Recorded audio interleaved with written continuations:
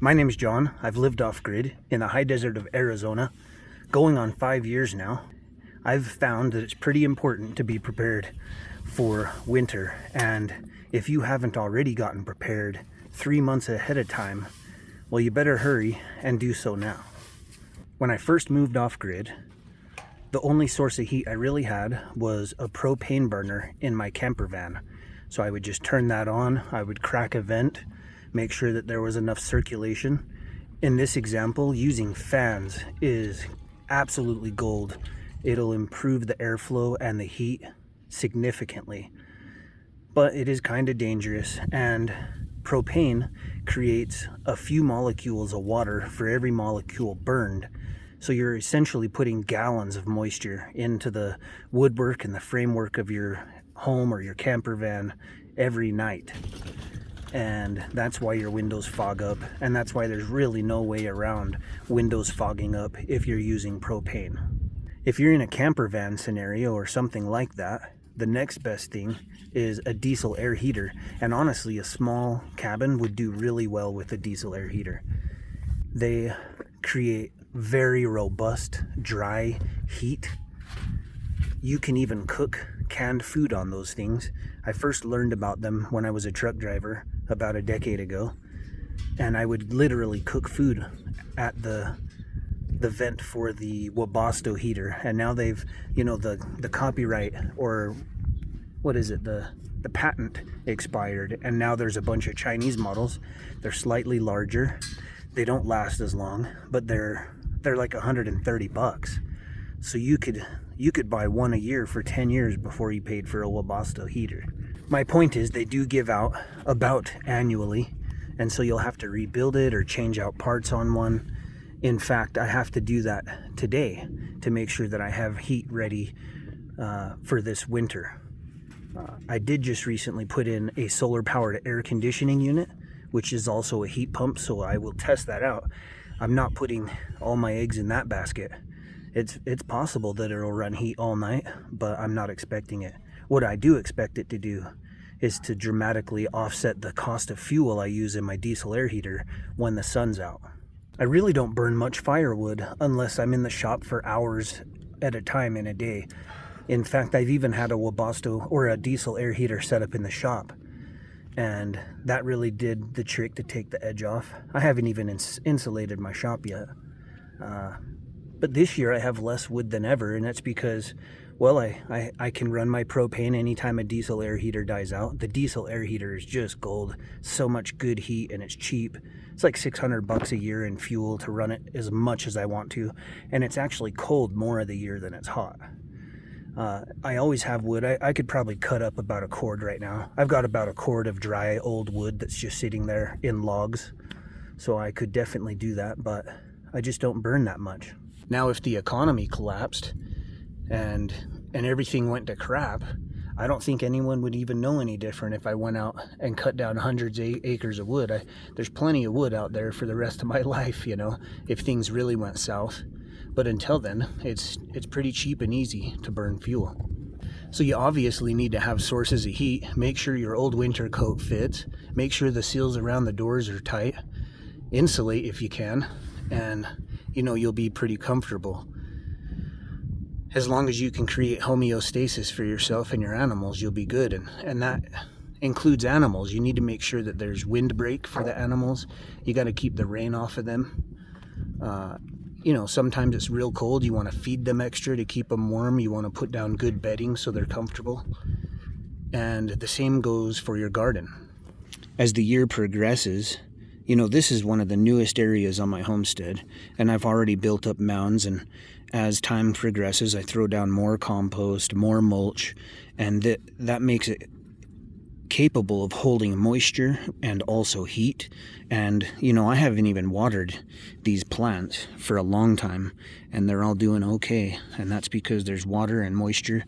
It can suck it up kind of like a sponge, and you have to do the same for your entire garden.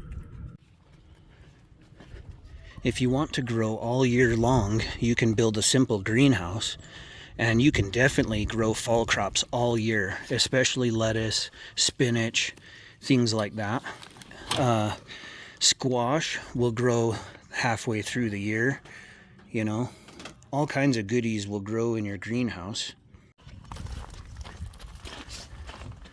And for the very bitter cold, you can build a geothermal. I have 200 linear feet of this 4-inch tubing that's 3 feet underground, and all I connect to it is a PC fan. It stays about 15 degrees cooler in here when it's hot outside, and about 15 degrees warmer when it's cold. Did you know that I make my own green tea blend? It's Camellia sinensis, chamomile, and spearmint. Super sweet for not having any sugar in it. 1/3 the caffeine you might be used to in a green tea beverage. And it's just really good for you. Chamomile reduces anxiety, the spearmint freshens breath, and of course caffeine is pretty awesome. America's #1 used drug, right? I make a blue tea blend. Butterfly pea flower, lavender, and lemon balm. And my red tea blend is rose petals, hibiscus, and lemon balm. Both of those teas turn either vibrant red or blue, and they're very good for you. All the products on my website are healthy. Things I create here for myself, I'm passionate about, and they sell like hotcakes because you guys know that I really care about the products. My black powder tonic is my #1 bestseller, so go check it out, and we'll get back to the video. If you think about that, you know, a lot of stuff will start to die at 30 degrees. And so for the huge amount of the year that it would be 30 degrees, it's actually 45.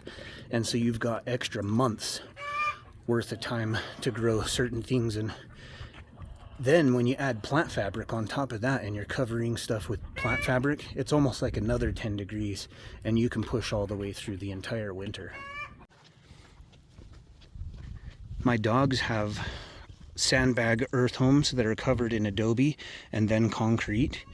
And it's got to stay about 20-30 degrees warmer in there just from them breathing. My home isn't that insulated.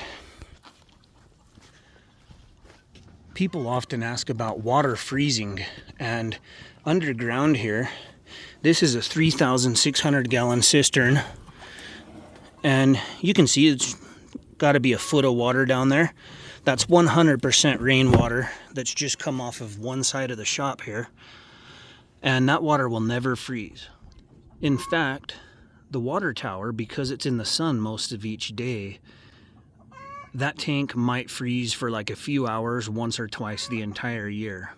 And you can even put totes like that on the south side of your shop and get a similar result where they rarely freeze at all. So the cisterns that I have around the homestead, as long as I pull the hose out and the pump and just throw it in the shop or something, or leave it out in the sun where it won't freeze up too much, I can always just throw that pump and a hose down into a cistern and move water around the homestead anywhere that I need it. The spaghetti squash and pumpkin, even the vine peach, can stay in my root cellar all the way into summer. So having a root cellar is pretty ideal for maintaining food not only in the summer but all through the winter. By throwing a tarp over the chicken coop, I keep a lot of heat inside the coop. Plus, I allow their manure and wood chips to build up over the winter, which creates a little bit more heat as it breaks down and composts. In addition to everything else, there's just going to be days that are cold and bitter. Sometimes you're going to get wet when you don't want to.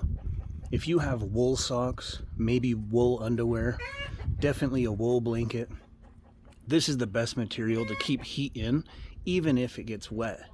And you might have heard the saying, cotton kills, and that's because when cotton gets wet and it's next to your body, it pulls the heat out of you real fast, and wool doesn't do that. Whatever you do, if you're homesteading or living in the city, it's a good thing to be prepared. Whether that means having a generator, solar power, alternate ways to heat yourself, food, storage, access to water. Food, water, and shelter. You need those things no matter where you live.